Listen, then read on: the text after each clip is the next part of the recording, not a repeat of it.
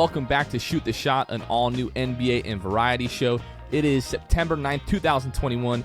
As always, I'm joined by my co-host, Luke Sylvia. Luke, how are we doing today, man? How are you?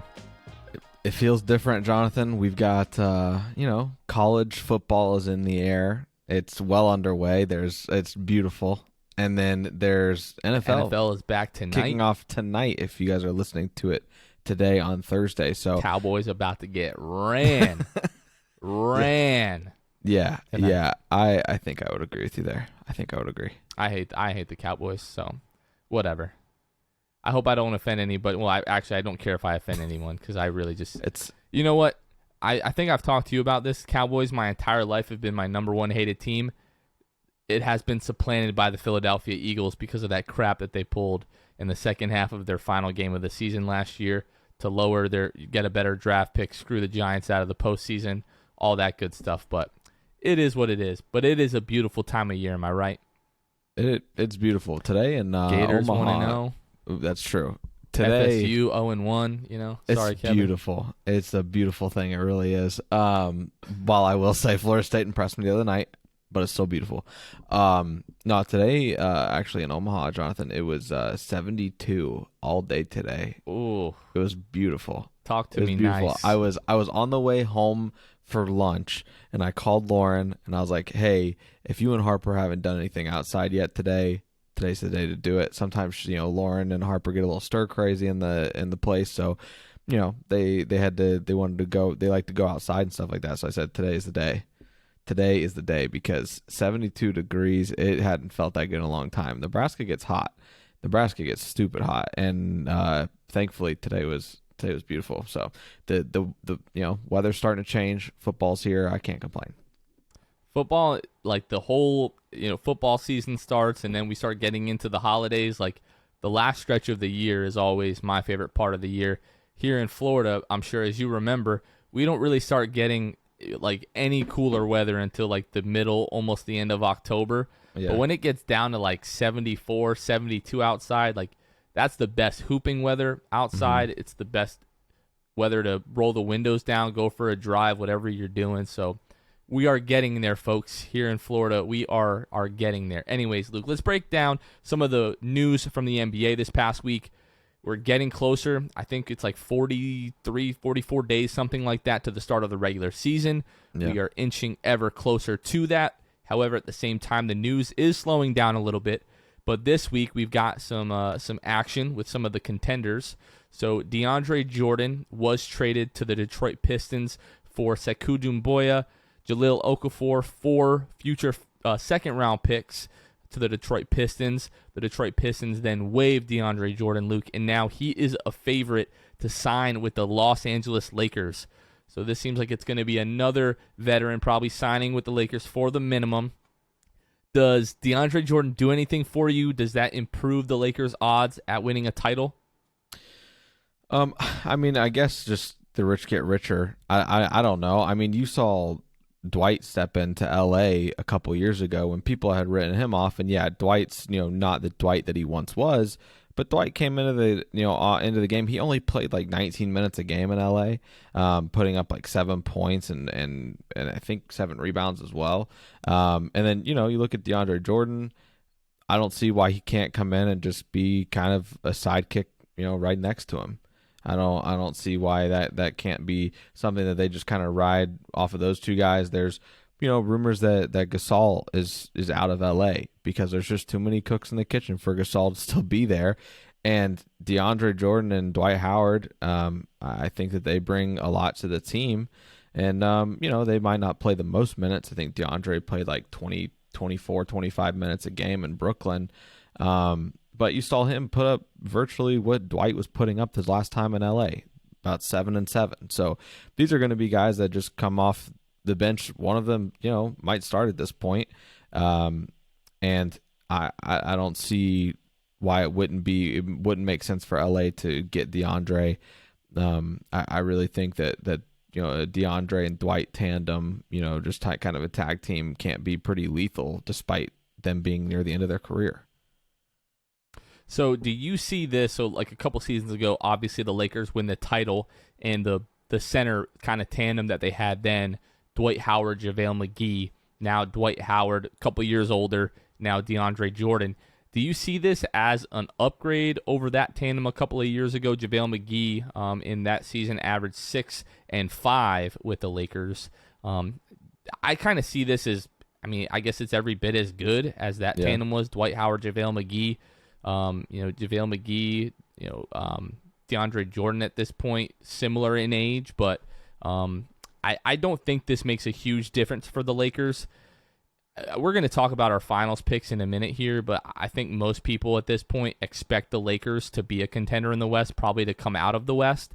I don't know that this raises their ceiling all of that much. Is this going to help them against the Brooklyn Nets in a final series? There's a strong possibility that guys like Dwight Howard and DeAndre Jordan are kind of like played off the floor in that series, depending on how Brooklyn decides to match up with them. But this would be really exciting like 5 years ago. DeAndre Jordan going to the Lakers. It seems like their entire roster. This would be really exciting 5 years ago. Russell Westbrook, Carmelo Anthony, all of these guys. It's just like adding another name at this point. People have made jokes about the age of the Lakers and how old these guys are. Maybe they're past their prime. And DeAndre Jordan is really just like the perfect embodiment of that. And then another move for the Brooklyn Nets. So Lamarcus Aldridge retired earlier this year due to a heart condition, but it seems like that has cleared up or improved to the point now where it's okay for him to play basketball. So he's returning to the Brooklyn Nets. So maybe that had something to do. Maybe the Nets caught wind of that, and maybe that's why they decided to move on from DeAndre Jordan. You bring Jahlil Okafor in. LaMarcus Aldridge is coming back. What do you think of LaMarcus coming back to the Nets? First and foremost, good for LaMarcus. This was something that, we didn't really know what would happen, right? LaMarcus gets to, goes to Brooklyn, has that, heart condition essentially that takes him out, and it all kind of happened so abruptly where, LaMarcus was coming from a place where he was playing in San Antonio a couple years ago, was, still an all-star. I think pulling up his stats here, he was 21-9 at that point statistically, just until the 2018-19 season. Last year he goes down in San Antonio and he's playing less minutes, therefore he's just not putting up the same numbers. But ultimately, good for LaMarcus Aldridge. I think that LaMarcus is obviously better than a DeAndre Jordan at this point or a Dwight Howard. So I think this is a great addition for them to welcome him back and just to see what he can do. I don't know that we'll see him play the minutes, see it back to the minutes that he would, has played in his career before. But I first and foremost, like I said, I'm just really happy for LaMarcus that he's, getting back on the court. Because heart issues aren't anything to deal with, and mess with. So, really great for him. And I think the Nets, it's kind of a no-brainer to bring him back. Really happy for LaMarcus. Obviously, a guy's health is going to come first and foremost above everything else. Looking at right now, looking at VegasInsider.com, in terms of favorites to win the NBA Finals last year, Brooklyn Nets, they lead all teams in the NBA. They're plus 240.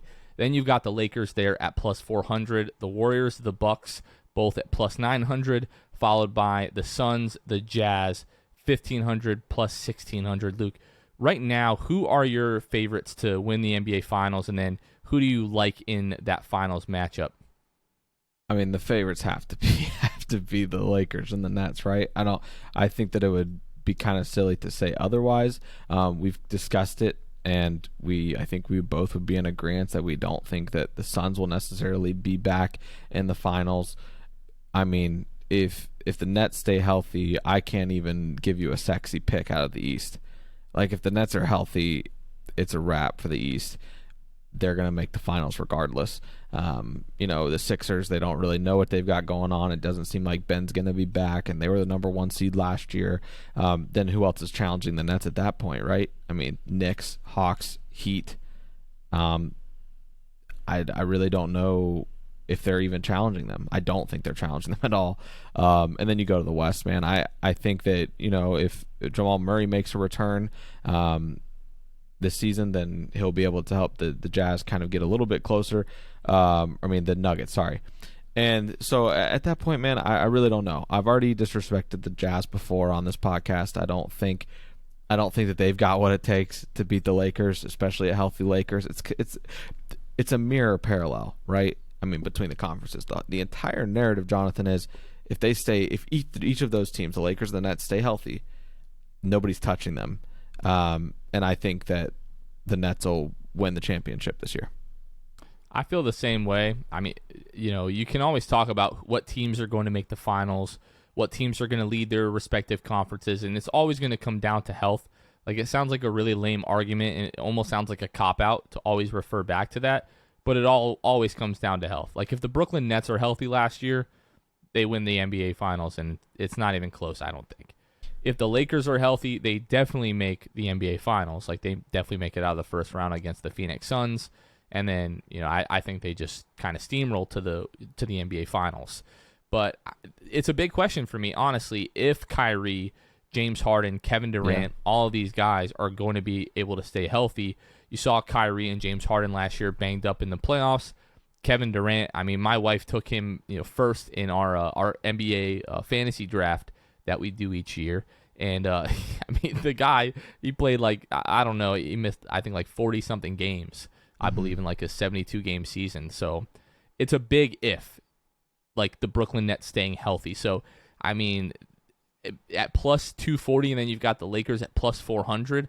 I kind of like the Lakers value there because of the fact I think they're the team that stands to be healthier long term, especially if, the Brooklyn Nets, their main three, are not on any type of load management, which I think they probably should go towards that, so they can stay healthy for the playoffs.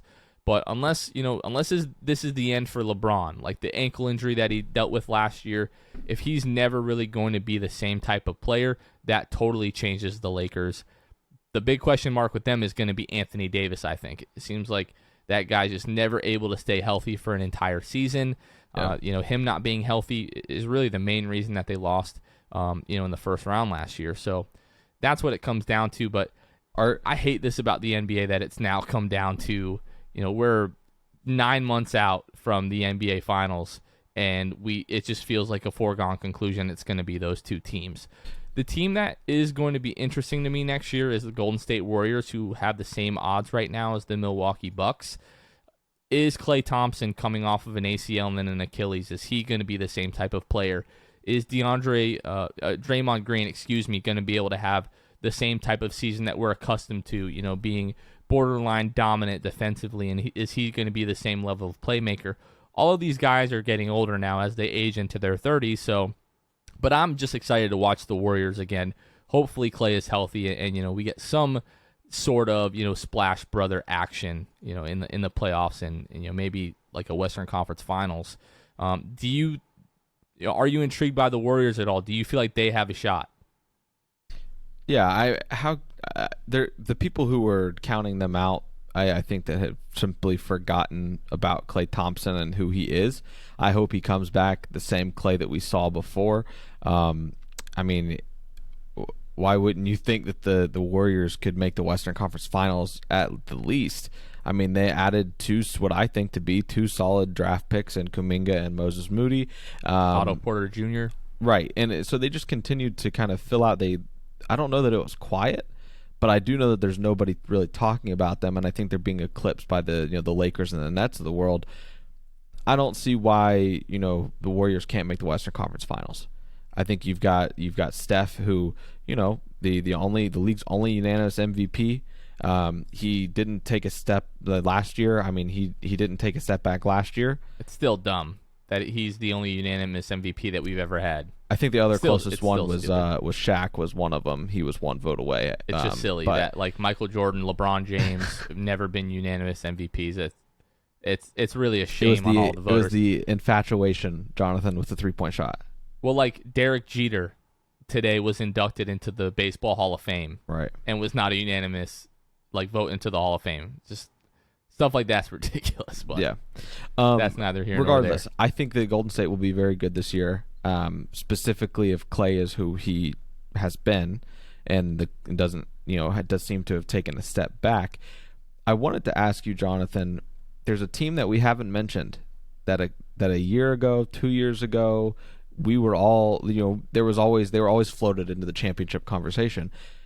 have you lost faith in the Los Angeles Clippers? Well, I mean, Kawhi Leonard having a torn ACL, right, kind of pops that hot air balloon there. As Paul George maybe he gets back to, MVP type level of player. Yeah. Where, he's in that conversation. Yeah, they'll probably have a nice season, but I don't see them going far into the playoffs without Kawhi Leonard now. The team that I feel like we're being incredibly disrespectful to are the reigning NBA champions, the Milwaukee Bucks, who are sitting there plus 900, the same odds as the Golden State Warriors to win the NBA Finals. So this is my case for the Milwaukee Bucks. Is the exact same thing that happened last year.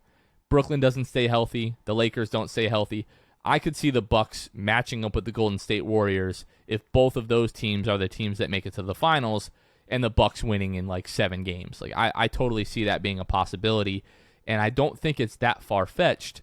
Again, I have real questions about whether or not Kyrie is going to stay healthy.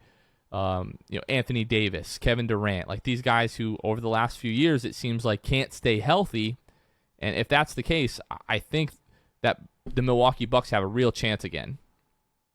Yeah, I think that they could, definitely have a real chance again. I don't see why not. But the huge caveat still for me, if both teams are healthy going head to head, I don't see why the Nets don't beat Milwaukee probably in 6. Yeah, and you're talking Eastern Conference Finals. Yeah, that's definitely. I mean, it might be even less than that. Like especially if Harden and Kevin Durant get it going, like it could be over, and it could be over pretty quickly. All right, Luke, let's switch gears here. So we're gonna talk about some food. Okay, you love food. I love food. Who doesn't love food? All right. I recently came across a new item on one of my favorite fast food establishments, Taco Bell. Let me just preface it with this. Let's not all act like now we've got adult money and we're successful in our careers and we have families and everything like that. Let's not forget the high school days where you were going to Taco Bell with $3-4, getting a whole meal, soft taco supreme, a Baja Blast, all that good stuff. Let's not forget the days when Taco Bell was holding it down for us in our younger days. Okay, it's true.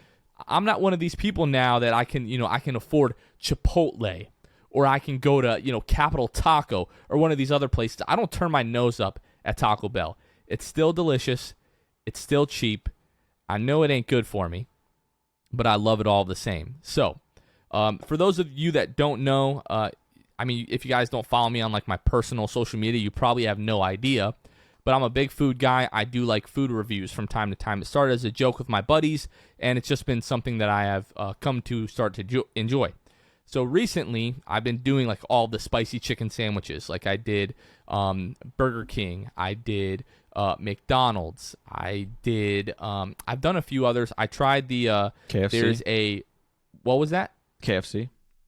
I did KFC. I didn't videotape it, but there was one that Hardee's did where it was a chicken sandwich, but it's a waffle bun.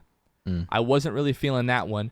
But this week, I came across Taco Bell has a spicy, crispy chicken sandwich taco. I have to remember the order that those words come in.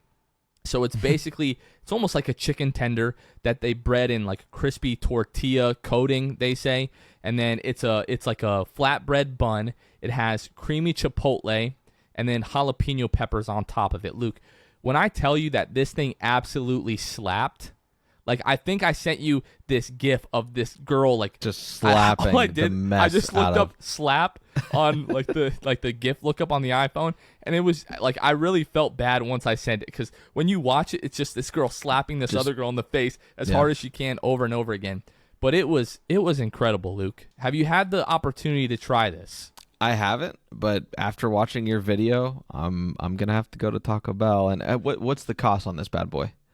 I don't know. Pretty whenever cheap you along order the lines things of Taco through Bell Uber or what? Eats. Oh, because yeah. I ordered it, on my lunch break. Yeah. For those of you that don't know, yes, Uber Eats, DoorDash, all that stuff is incredibly convenient, but they upcharge you $1 to $2 per item. It's ridiculous. My wife and I, a few weeks back, we were gonna order Applebee's. Right? We love Applebee's appetizers and everything like that. So we were gonna do a DoorDash with Applebee's. Right? It came out to $110 for everything. It was my wife and I and a couple other people.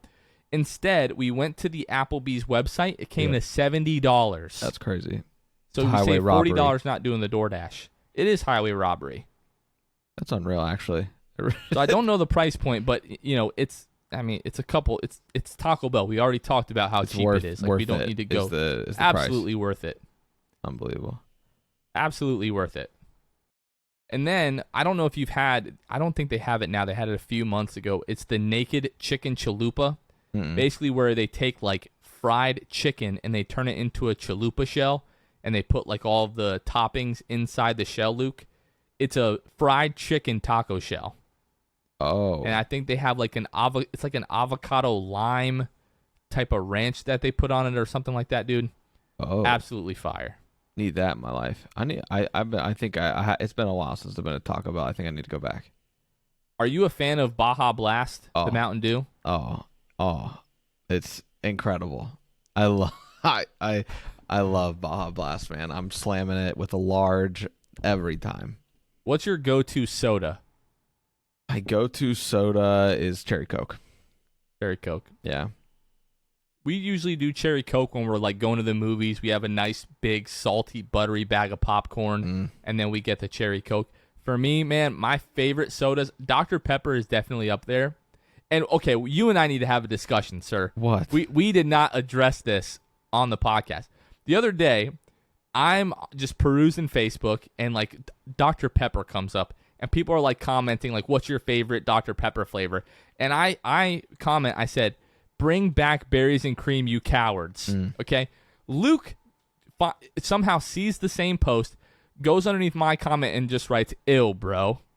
Yeah. So let me ask you this, because you didn't respond to me. Have you ever had the berries and cream Dr. Pepper? Oh, it was 100% a troll. No, I haven't. Okay, then. It was a troll, and we can take care of that now. I was scrolling, and I wouldn't have seen that post, but it said Jonathan Osborne commented on a post. Right. I guess because we interact a lot on Facebook, and in general, who knows that Facebook probably knows we text all the time. I don't know. So I just replied, said, "Ew, bro." I was bored, so I just replied that. You said, "Have you ever tried it?" I was like, this isn't worth it. So I just didn't reply. But left me hanging on Facebook. Yeah. So, yeah, big Dr. Pepper guy, but if I had to like one soda for the rest of my life, Mountain Dew Voltage all day. Oh, I thought you were about to say berries and cream. No. I would definitely bring that back, but Voltage is just like... hold on. Voltage is great, but and I love Voltage. However, berries and cream, Jonathan, I've never tried it. People listening right now are like probably thinking the same thing as me. What the heck does that even taste like in a soda? I mean, like, okay, is it just so sweet? You've had Dr. Pepper, right? Like Dr. Pepper doesn't taste like anything you've ever tasted in your life. Okay. So it's just I don't know what exact type of berry flavor was in it, but it had like a little bit like a fruity hint to it. And then just like think of like adding cream soda. Like, have you had Dr. Pepper and cream soda? No. That they now like sell in the bottle. It's literally Dr. Pepper cream soda. Really? Yeah. So it's like that with just like a fruity berry hint. That's the best. It's been probably been 15, 16 years since I've had that. I remember drinking it at my buddy's house in high school. His grandma got it for us. And for like the next 2 months, that's all I would drink was Dr. Pepper, berries and cream. They had the funniest commercial. This guy was drinking it everywhere he went. He would like fall down the steps with the Dr. Pepper can up to his mouth. Is that get the up and berries still and cream guy? I don't know. I'm not going to do the voice. This is years ago. He's swimming laps in the pool, and as he comes up for a breath, he's got the Dr. Pepper can in his mouth. So, like, it was just a funny commercial. It was delicious. Anyways, we can go ahead and move on. So, Luke, you've been doing pretty well with the college picks this season. Update us how you did last week. What's your record on the year now? Yeah. And what do you have for us this week? So... yeah, last week my bets were Minnesota plus 14 versus Ohio State. Again, I don't bet, but if I did, these are my picks of what I did last week. Minnesota plus 14 versus Ohio State, and Kansas State minus 3 versus Stanford. Minnesota, I mean, I texted one of my friends. He texted me, he was like, "Hey, what do you have for this week?" And I was like, "Hey, you need to go Minnesota plus 14. I know that Ohio State's great. They've got a high-powered offense. I just don't know if they can do it." And thankfully, my friend was very smart, and my friend bought the half point and got Minnesota plus 14.5. I threw Minnesota in a teaser, parlay teaser, so I gave myself 6 points. So I had Minnesota plus 20, along with a bunch of other games that were teased as well. But yeah, so they ended up, essentially it pushed, right? So Minnesota lost by exactly 14. Which means you get your money back. Which means you get your money back, right? So I haven't lost any of your money yet, so don't even say it. But isn't that ridiculous, though, about Vegas? Like, these college games where there's spreads that are 40 points. Nebraska was favored by like 41.5 last week against Fordham, for instance. There's so much margin for error, and it's ridiculous to me that most of these bets, they are nail right on the head. I mean, plus 14 on the dot, which is absurd to me, because Minnesota looked like for a while there they were going to be able to maybe win the game. They were up, and then Ohio State decided to turn on the burners. Minnesota started kind of kicking themselves. Regardless, Kansas State -3 was the other game I had. I didn't even have to watch this whole game. Kansas State ran Stanford out of the stadium and definitely covered the -3. To be honest, I don't even know what the final score was because I didn't care. They covered the -3. So essentially 1-0-1 last week, which makes me 3-0-1 on the year. This week, Jonathan, week 2, college football, I'm going Liberty -4.5 against Troy. The sole reason being Liberty's quarterback, Malik Willis. He played at Auburn. Last year, he threw for 20 touchdowns, 4 interceptions. Just a man amongst boys, especially against the competition he plays against during the season. I mean, he's an SEC guy. He came from the SEC. I think he's one of the best quarterbacks in the NCAA regardless. Their defense isn't great, but I think that it'll be a track race, and Liberty is going to probably win pretty easily. The over-under here is 61, so they're expecting points to be put up. And I think you're going to see a lot of points be put up, but I think you're going to see far more be put up by Liberty. I think they win pretty handily. Liberty -4.5 is the first one. The next one, Jonathan, is a team that appeared. Dante Marchitelli is going to like to hear that. He will. Dante Marchitelli with the Magic is a huge Liberty guy. Did he graduate from Liberty, by the way? He did. Okay. So, big Liberty guy. He's a big Seth Curry guy as well. Oh, okay. Yeah. So Liberty -4.5. That's my first one. The next pick that I do have, Jonathan, is a team that made an appearance in the first week on a side that they probably didn't want to make an appearance on, and that was against Nebraska against Illinois. I'm bringing it back to Nebraska. I don't know why Vegas continues to put trust in Nebraska. I know they covered last week against Fordham. That didn't make. You saw them in person. I saw them in person. I saw them go down 7-0 in person to Fordham. And then they proceeded to lay the wood on Fordham. So they made up for it. But such a great expression, by the way. Lay the wood? Yeah. Yeah. I'm a big fan. Anyway, so I've heard.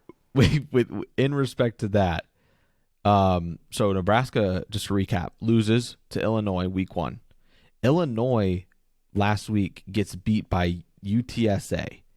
And if you're saying, who's UTSA? They're the Roadrunners. Put some respect on their name. Just kidding. Don't do that. They suck. They beat Illinois. So the team that Nebraska got beat by gets beat by UTSA last week. And somehow Buffalo, who won 69-7 last week against Wagner, 69-7, they were favored by 40. They more than covered the spread. Their running back room, they play like 5 guys. They run a rotation of 5 running backs who will just run all over you from what I've seen. So Buffalo, I think the number's too big, plus 13.5 against Nebraska and Lincoln this week. I think that they could win outright. I really do. If you want to get real spicy, you can put money on the money line for Buffalo. I think that they could win the game outright. Absolutely. Now, if you're a little skeptic of the plus 13.5, I know that's not a fun number. Buy the half a point so you get that plus 14. It could push for you, but I really don't think that it'll even be a push. I think they can keep this within a 1-score game, the entire game. Today's episode is sponsored by our friends at Manscaped, the leaders in below-the-waist grooming. It's back to school time, and we want to make sure you pack the essentials to have the best year yet. The Manscaped 4th Generation Performance Package is just that. Things are opening up. Be ready for whatever is in the daily schedule for you. It's the perfect package for your package and includes the brand new Lawnmower 4.0. Fellas, go for the head of the class of ball trimming and join the 2 million men worldwide who trust Manscaped by going to manscaped.com with the code 6th. That's SIXTH at manscaped.com. School is back, and the Performance Package 4.0 for Manscaped is here to teach the boys a lesson on male hygiene. Inside, you'll find their Lawnmower 4.0 trimmer, Weed Whacker ear and nose hair trimmer, Crop Preserver ball deodorant, Crop Reviver toner, plus 2 free gifts, Performance Boxer Briefs and the Shed travel bag. This package includes the brand new Lawnmower 4.0 and will give you the confidence to do anything you desire. New year, new you. Might screw around and attend Smooth Balls University this fall. Wait, is that a thing? Get 20% off plus free shipping with the code 6th at manscaped.com. That's 20% off plus free shipping with the code 6th, SIXTH at manscaped.com. This year, graduate with a degree in clean balls from Manscaped. All right, so let's switch it up to something that I'm a little bit more familiar with. So I don't really bet college football. Unlike you, I'm not afraid to say that I do bet. I'll say it, with my chest. So we're going to switch up to the NFL this week, Luke. Yeah. So first of all, what games are you looking at this week? I know I sent you my bets earlier this week. What are you betting?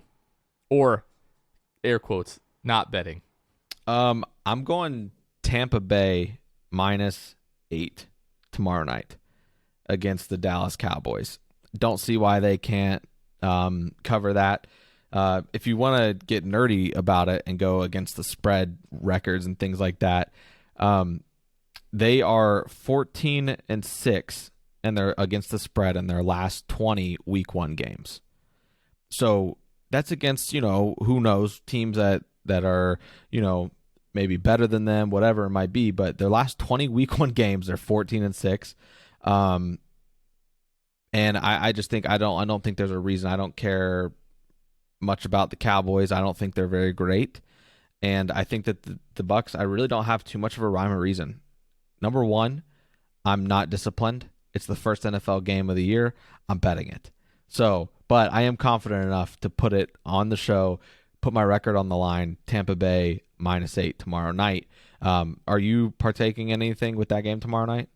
No, not tomorrow night. Usually I don't even like to bet the first few weeks of the season just because usually it takes, 2, 3, sometimes even 4 weeks to really get a good feeling for what teams are good, what teams might be good but you're not really sure about, and then, what teams are legitimately bad. Yeah. But like this week, I really couldn't help myself. I did stay away from the Bucks. I use Bovada right now. They're -8.5, and it just feels like a lot for a team with Dak Prescott, CeeDee Lamb, Amari Cooper, Zeke Elliott. Some of these guys, they're getting guys back on their offensive line.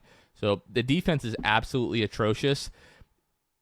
Tom Brady teams, historically, can have slow starts to the season. Like, a few years back, I remember the Patriots started something like 0-3 or like 2-5, something like that, and then came back and, pretty much won the Super Bowl. I mean, he wins the Super Bowl like every other year. So, just that regard, I mean, maybe there's a little bit of a Super Bowl hangover there. It's week 1. Now, would it surprise me? And like I said at the beginning of the podcast, I expect the Cowboys to get ran. Am I willing to put money on it? I don't know. Like you said, Vegas always knows what's going on, and they get it right so much of the time. I'm just 8.5. I wouldn't bet that, on most teams. Now, I did take the Los Angeles Rams over the Chicago Bears. So the Rams are at home, -7.5. The Chicago Bears, Andy Dalton, I don't believe in Andy Dalton whatsoever. I don't think he's that big of an upgrade over, let's say, like a Mitch Trubisky, who they played for, a lot of last year. And then in terms of the Los Angeles Rams, so even with Jared Goff last year, every single time I bet the Rams, they covered for me last year. So I'm still riding that wave pretty heavy. It's a little bit of a hot hand. But Matt Stafford hasn't had a good offense in so long. Yeah. And now, he's with Sean McVay. I love Sean McVay. I think he's a great, offensive-minded coach. I think the Los Angeles Rams offense this year is going to be even better, than it was last year. So for that reason, I've got the Rams -7.5. Are you betting on that game, or are you staying away from that? I think I'm going to stay away. In the NFL, I try to stay away from multiple over touchdown spreads. Right. The NFL is just so unpredictable when it comes to Super Bowl winners and who's going to be in the Super Bowl and who's going to win the game by a certain amount. I mean, at the end of the day, like, it's not like college, right, where these spreads are 40, but they feel like an 8-point spread feels like a 40-point college spread to me sometimes, because it is such a 50-50 thing for me. I think Vegas hits those even more on the head when it comes to the NFL, because there's not as much margin. Now, I will say I've got a couple plays left with the NFL that I'll talk about real quick here, and you can get your thoughts on as well. I'm gonna go Chiefs -6 on Sunday against the Browns. They played in January. The Browns only lost by 5, but if you remember, Mahomes went out with a concussion in that matchup, and the Chiefs proceeded to put up 438 yards against the Browns. I think the Chiefs' offensive line is much improved, which kind of negates the Browns' defensive improvement, I think. And if they get going, I mean, we've seen it time and time again with the Chiefs. Nobody can keep up with the Chiefs when it comes to putting up points. I think if the Chiefs can find the success they found last year, putting up 438 yards, Mahomes stays healthy the entire game, I don't see why the Chiefs can't cover that -6. Yeah, I do like that pick. I stayed away from it because, like you said, I try to stay away from games that have bigger spreads than 3 or 4 points really. So taking the Rams -7.5, I was a little bit hesitant, to take the Chiefs there. I've got Seahawks -2.5, Seattle at the Indianapolis Colts. Carson Wentz, he has not been great really in the past 3 seasons or so. He's coming off of a foot injury. The Seahawks, every single year, the first few weeks, Russell Wilson just seems like he always lights it up. -2.5, for one of the better teams in the NFC. Russell Wilson always in the MVP conversation. Not totally sold on Carson Wentz and the Colts offense. So, I like the Seahawks -2.5. And then this last one, I'm not so sure about. My buddy kind of talked me into it. We kind of go in on these bets together. Miami +3 at the New England Patriots. Obviously, Miami Dolphins defense last year was incredible. Tua Tagovailoa is supposed to be better this year. Rookie quarterback, in Mac Jones for the New England Patriots. But, it's Bill Belichick. You never really want to bet against Bill Belichick. But I kind of went with the buddy pick there, Luke, +3, Miami at New England. What do you think of that +3? I think that the Patriots will be pretty good this year. I think that they will be better than in the past. I love that they are rolling with Mac Jones at starting quarterback. Offense can't get much worse than it was last year. No, absolutely not. So with that being said, I don't really know. This is a stay away from me. This one is kind of who knows. With New England especially, New England's a team I will probably end up betting. If they go the way that I think they're going, I'll end up betting them, throughout the season.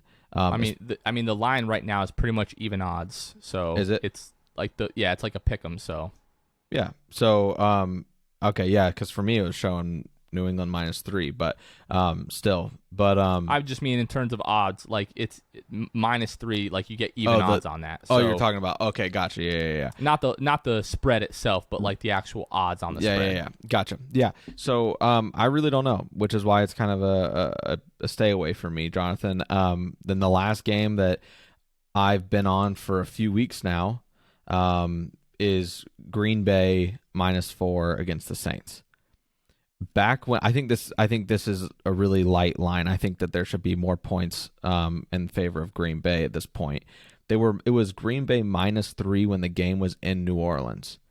So when I heard the game was getting moved because of the hurricane, I immediately jumped before they could close the lines or anything. I jumped on Green Bay -3 in anticipation for it to go Green Bay -6, -7, honestly. Game obviously doesn't get, and really that was if the game got moved to Green Bay. Obviously we know it's getting moved to Jacksonville where the Jaguars play. And so it's just, moved up basically a point at this time. So for me, I think that I'm gonna sit on. I placed that bet weeks ago as far as Green Bay -3. Believe you can get it -4 right now. Like I said, I think that line is really good. I think that I think the Packers could cover it for sure. Yeah, I think the Packers definitely can cover. Just to be totally transparent, I did throw the Saints money line in a parlay with the Giants money line just to have a little bit of fun. I just put $10 on that. That wins 53, and I just thought that was like way too good of odds to pass up. Yeah. Each week I just kind of throw different games in the parlay machine to see, if I put $10, like what's the payout going to be? So I do think the Giants have a chance to beat the Broncos, as biased as I am. I'm really hoping Daniel Jones is going to have a great year. And then in terms of the Saints, they're not playing at home, but they do have a great defense. Offense isn't going to be better, obviously, without Drew Brees. But if Jameis Winston, if what we saw in the preseason is a real indicator, I think he's going to be pretty good for the Saints this year. We'll see if the LASIK, that he had a couple of seasons ago is really going to make a big difference for him with the interceptions. That's the whole thing with Jameis. A couple seasons ago, throws 30 touchdowns, 30 interceptions. If he's a guy that can get to 30 and 17 or 30 and 15, he's a guy, he's really, really a talented quarterback. And, the Saints will have a lot of success, obviously, without Michael Thomas. So that's going to make things a little bit tougher. Yeah. But again, the odds, $10 to win 53. I couldn't turn that down. And then first week of the season, why not? We basically did we picked our 4 sure things. So that's $10 to win almost 27. We took the Bucks against the Cowboys. We took the Bills at home against the Steelers, the Titans at home against the Cardinals, and then San Francisco on the road against Detroit, Luke. Yeah, I mean, the NFL's back, man. Football's back. NFL is back. Betting's back. I really will say, for people who haven't bet for long, or what, still trying to kind of find the rhythm of what to bet, I think the biggest thing, one of the biggest things for me to kind of establish a confidence in your betting game is absolutely to try to do a parlay of heavy favorites that you think are, like Jonathan was saying, these are the teams that you think there's no way they're going to lose. You put a few of them together. If you put, for instance, you might not get the greatest return, but if you're for sure they're going to win, if you're very confident in it, you put, $30, $40, whatever you're comfortable with, to win, $25, $30 in return. I don't see, why, you wouldn't want to do that. I think that I've had a lot of success when it comes to heavy money lines and putting them just in parlays together. 3 to 4 teams is probably good enough. Yeah. And if you start doing more than 3 to 4 teams, the odds start getting a little bit stacked. You're lighting money on fire, folks. When you let me just tell you exactly. Now. So basically, the rule of thumb is if you are doing heavy favorites on a money line parlay and you see that payout number go above the amount you're risking, then you're getting into scary territory. Try to keep it a little bit below what you're risking in terms of the payout, and that's kind of the sweet spot when it comes to those, those money line parlays that are heavy favorites. So last thing that we're going to talk about, Luke, here, you and I haven't really talked too much about how we did in our respective fantasy drafts. So we'll kind of go through our rosters. I think, are you only playing in one league, or are you playing in multiple leagues this year? I'm just doing one. Yeah. Just doing the one league. So I'm in a couple different leagues. So I selected the team that I felt like maybe I have a better chance, of doing well in this league. So just to give you a little bit of context, this is going to be my 5th year in the league. My first year in this league, I won the Super Bowl, and each of the last 3 seasons after that, I've made the Super Bowl.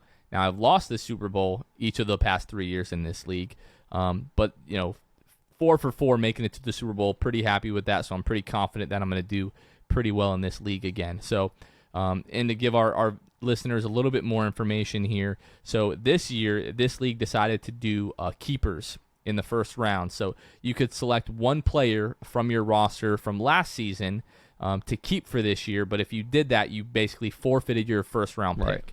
So in a snake draft, the way that works is you have teams 1 through 12. You go through that first round. Those people that gave up their first round picks, they lose that. And then the second round starts back up at 1 again, goes through 12, and then you run the snake draft that way. So gotcha. The best player that I had on my team last year was Aaron Jones. I think he finished as like a top 4 or 5 running back last year in fantasy football. This year, he was ranked to go 11th in the draft. I had the 2nd overall pick. So just in terms of value, I couldn't really justify taking Aaron Jones number 2 based off of the other running backs that were left off. Yeah. First round, Luke, second round, I always go running backs back to back.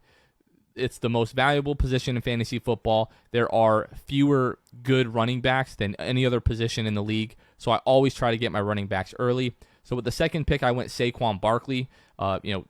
Coming off of the ACL, think he's going to have a really good season this year, closer to what he was his rookie season. And then with my second pick, I ended up with Aaron Jones anyway. So I didn't give up my keeper. I added Saquon Barkley, and I got Aaron Jones. Luke, what about you? What were your first couple of picks? So for me, I'm in a kind of a weird league in terms of the way it feels like and if you're listening to this, Tommy, which you're probably not, commissioner of the league, he started it this year as a dynasty.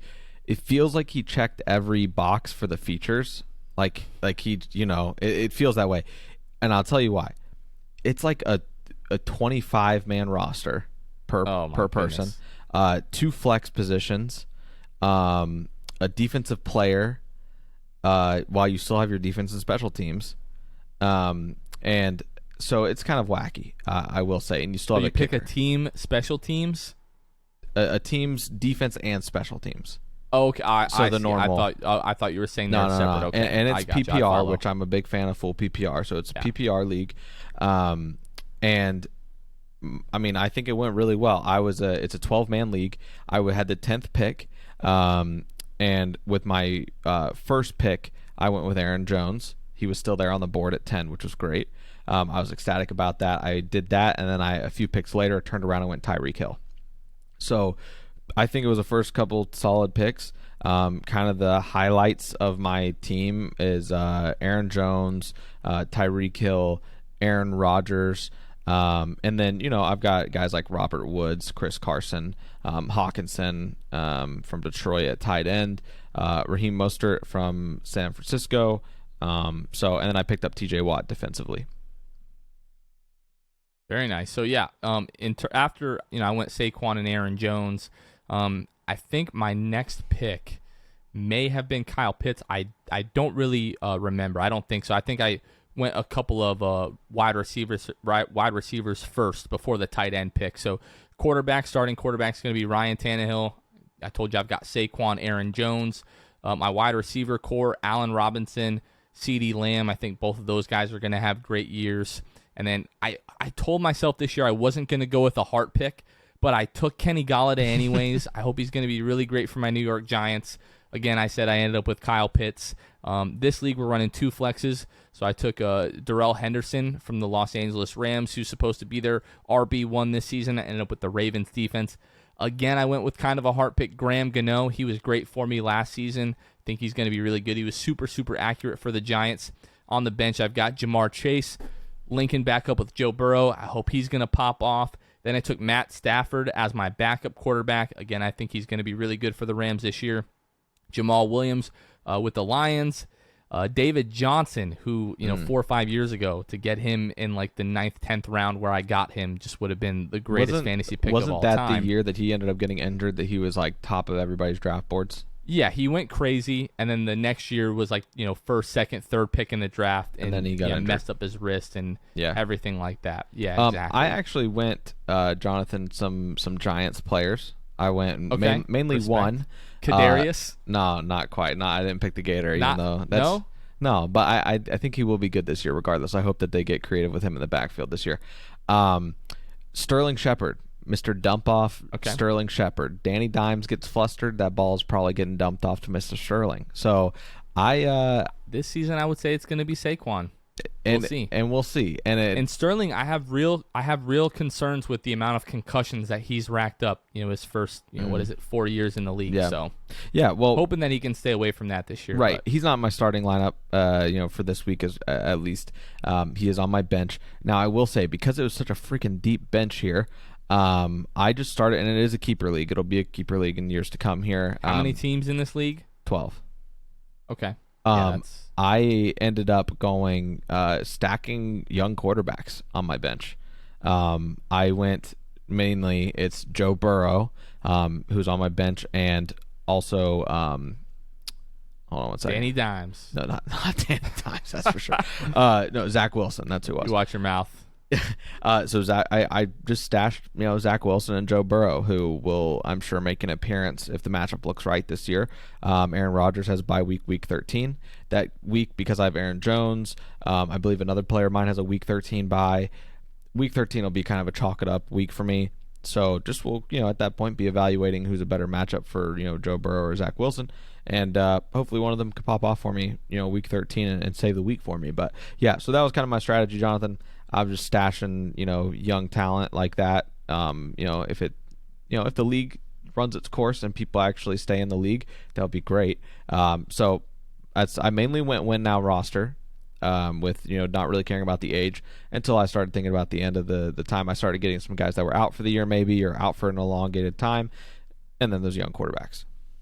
Yeah, a little bit different dynamic when you have like the dynasty league and you got to worry about the future seasons and whatnot. So, but Luke, I think we'll kind of keep tabs on the fantasy teams throughout the season. Obviously, we'll talk about the bets each week and whatever crazy things that might happen in the NFL. But we'll keep tabs throughout the season, see how our fantasy teams are doing and everything like that. So I think, Luke, that's going to do it for this week.